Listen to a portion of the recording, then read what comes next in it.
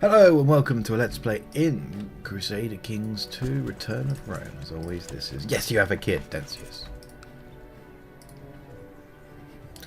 I suggest you die.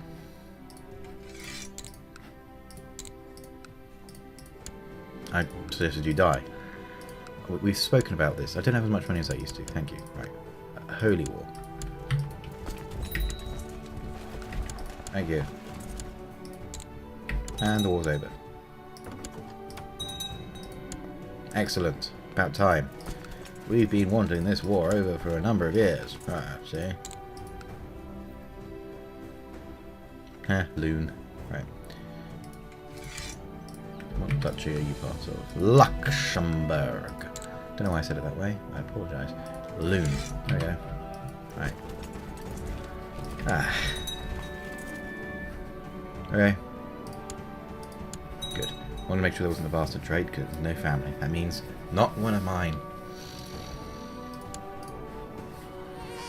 Nah. Another unknown spawn. Okay. Didn't get a pop-up, did I? Did I? No, I didn't. So, I've got the whole of that in. That's why it's going there. Being incorporated into the Roman Empire. I'll wait until this triggers, and then we'll know for sure. Why aren't you? Oh, did I just... What? You're not getting incorporated in. Is that because the Kingdom of Burgundy existed just now? Oh, whatever. Sunni Revolt. I truly did underestimate the danger that the Muslim armies faced.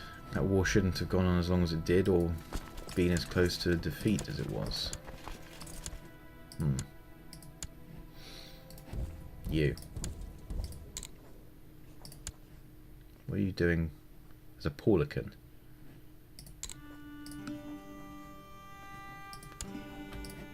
Oh, it's your Brotherhood's not a Paulican. I hold the wrong type of denizen somewhere. I do. Hey, you. Want a bishopric? You don't? Well, there you go. You can go live in the toilet. Right then.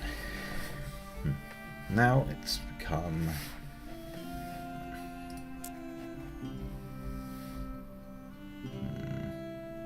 Maybe it'll trigger next year, in January. Right. Whom to strike at first? I know. It's quite easy, actually. I'll strike against you. Because while you are in Scotland, you do have a single county in this part of the country. And therefore, Imperial Conquest of East Anglia is available to me. You have a lot of duchies? You do. Damn, I can't usurp them easily then. Although I could just strike it and take Wessex, and then I'll have access to over here in terms of Holy War and those two, and then Imperial Reconquest from Wales. Take that, and I can see Surrey. No, Surrey's down here. Yeah, whatever. Right, plan made. Declare the Imperial Reconquest of East Anglia. Should have really gathered boats in advance. A lot of boats. There are not a lot of boats in this part of the Empire. Sigh. I don't want to gather raise all my boats. I mean, I have a lot of boats. Oh, this is all nostalgic. You remember when I would do this to get enough boats so I could send my men across the Mediterranean? You know, when the Romans first invaded Britain, they didn't realise that the sea... they basically, their boats were designed to traverse the relatively calm Mediterranean Sea. And the reason it's relatively calm, that it is, with the exception of here, Gibraltar area, an inland sea. But the North Sea and the Channel are a different kind of sea, and the ships they built were designed for the relatively calm Mediterranean, and they lost a lot of ships in the invasion. And I think the entire Roman cavalry of, I don't know if it was the first Julius Caesar invasion or the second, just disappeared without a trace. I mean, they lost it. It was sunk, gone. So, approaching this island, there's no real Roman knowledge about it. They knew it was there, and that was about it. They didn't have any maps of the area. They were just landing with no reconnaissance. And the reason they were landing with no reconnaissance or intel was because it was more of a political move than a military one. The Julius Caesar had violated imperial custom when it came to expanding the empire, or republic custom as it was then. The Roman Empire's policy was just to take the coast of the Mediterranean, you know, to control trade. And that was the basis of the Roman Empire in the beginning. But Julius Caesar was inspired by Alexander the Great and regretted the fact that he was older than Alexander the Great was when Alexander the Great conquered his empire. And so he violated imperial or republic, Roman, whatever, plans, and actually marched north inland and conquered Gaul. Normally they just take the edge and trade with the barbarians. This was totally different to anything they'd normally done. And as a result, there was worry that Gaius Julius, as he was known then, was planning to try and take control of the Republic, because there had been dictators and kings in Rome, which is why they had a republic. But so there were moves to take away his legions, essentially rendering him useless and weak, without his Roman legions to be loyal and fighting for him. But which is why he invaded. There we go. Which is why he invaded Britain, was because he wanted to have a reason to keep control of his army. He wasn't to actually conquer Britain. He was politically motivated, and he landed in Britain. The British tribes met him in open battle. He more or less, there's been an exaggeration to say he got his arse handed to him, but he did get pretty badly smashed. I mean, the terrain was against him.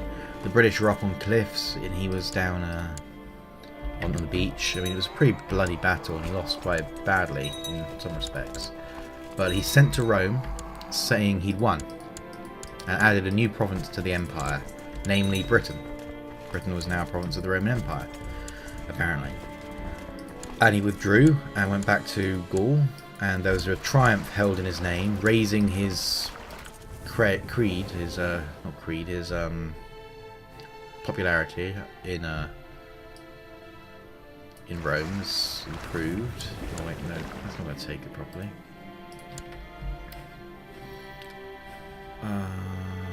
You know what? I'm going to get the Baron Green card and a couple of them. There we go. 12,000 army just appears out of nowhere. Go wipe out the Italian rebels. King Constantine of Georgia. Well, you've had a little bit of a grace period because wait, when did you ascend your throne? 987. Oh, it was your dad. I own the fat, or the predecessor. I own the fat rather than your dad, who came to my aid in the war. You didn't. Time to do something about that. Incorporate the last province of Georgia into the empire, it seems. But yeah, so it was politically motivated invasion. He didn't particularly plan to actually win, or at least I think he hoped to win, but didn't. But claimed he won. Got a triumph held in his honour for conquering Britain. And then the next year, after the winter, he invaded Britain a second time. He actually was far more successful this time, as he actually got some intelligence and learned what the terrain was like and where the settlements were. And so he actually succeeded in what he was doing this time round. He's far better off. But all for naught, really, as he invaded, pressed in deeper inland, and was actually a lot more successful, as I say. And then he sent back to Rome again, saying he added Britain into the empire, and the Romans were like, hang on, he's already said this. What's going on?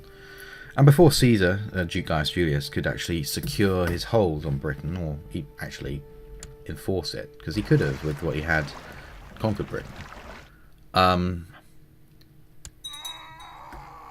He was essentially had to come back to Rome because his enemies were making moves against him. and he needed to protect himself.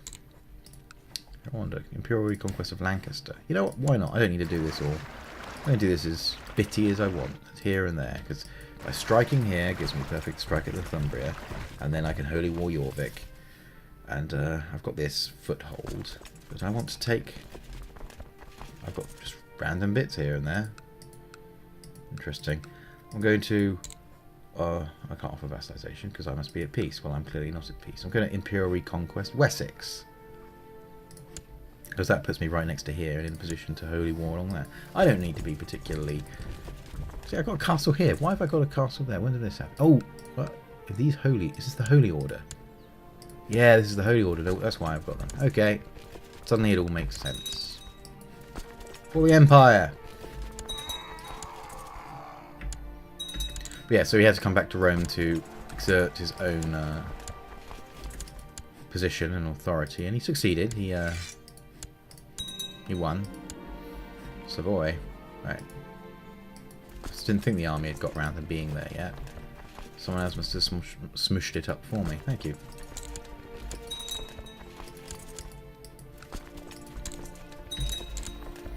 But, all for naught, as it turned out, ultimately. He never actually got round to returning to Britain to enforce his... you know what? I'm going to give you Lancaster. Not Lancaster. I'm going to give you Cornwall. Because I'm going to be holy warring for those two provinces. But yeah, he ended up securing it, becoming Caesar. But, like I said, all for naught, as, well, spoiler alert, he gets murdered before he could ever come back to Britain and enforce his claim that he conquered it. And so for near enough 100 years, this quote-unquote province of the empire was not. Until Claudius. I think it's called... Yeah, it was Claudius. Augustus, Tiberius, Caligula... Claudius, yes, it was Claudius. Emperor Claudius, who invaded, and with a vast amount of soldiers, far more than he needed, but he needed a victory to cement his control on the throne, to prove that he was strong. Not on the throne, but, you know, cement his control. And, he got it. He smashed the British army, and the awe with the might he brought against them was such that he was actually named a god in Britain. He became a god of the in Britain, anyway. That was relatively common, though, that Roman emperors would be named gods in territories they conquered. So it wasn't totally unheard of for him to become a god. I remember now, I saw a statue. There's a statue to him in York, near the cathedral, because it's supposed to be where he stood when he accepted the surrender of some of the tribes, or made his announcement or some kind, or declared victory. Something, I can't remember off the top of my head. Actually, no. Son, you can be the Duke of... No, I've got a true-born son that I can give lands to. You, my boy, are going to be the Duke of Wessex.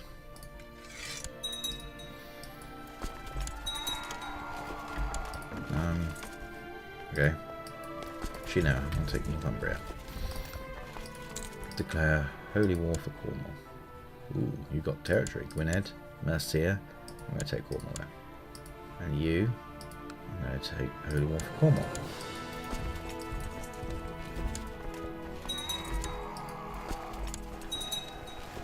And I smashed your army. Nah.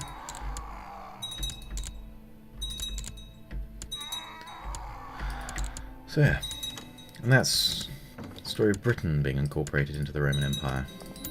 I mean, there's plenty of unpleasant events that occurred, like the Boudica Rebellion, because it was a way of... It helped expand the empire. It's a way of basically, there was a way of securing lands, which was when a tribe tribe king died, he left his lands to his sons or his daughters and to the Roman Emperor. That meant the lands were brought into the Roman Empire, but it also meant that his children were allowed to continue to rule. It prevented... well, it basically meant that the tribe chief was content knowing that, yes, his lands were now part of the Roman Empire, but his sons or his family would be safe and continue to rule them. Well, this happened with Boudicca's father. He, I don't believe he had a son, he had Boudica, and Boudica had daughters. So he named the daughters and he named his daughter Boudica and the Roman Emperor at the time joint heirs to his lands, which should normally completely be fine, but I don't know what happened exactly. But I think something went wrong in terms of the Roman soldiers turned up at the land at Boudica's lands and basically, well, to put no fine point on it, they raped her and her daughters. Well, a lot of duchies suddenly, I've realised. And so, and like attacked her lands and killed. I just think the soldiers were out of control rather than the Romans doing something. But either way, it was not what I would call a pleasant bit of Roman history. You are a Frankish Orthodox and you're Greek Orthodox. Hey, you. Do you have a couple of counties or something? You have Limousin. Oh, you got loads of land. Hey, I'm going to make you a duke. Make you a Duke of Anjou. Congratulations. Okay. Okay. Thank you for watching. My name has been Dentius. Ciao for now.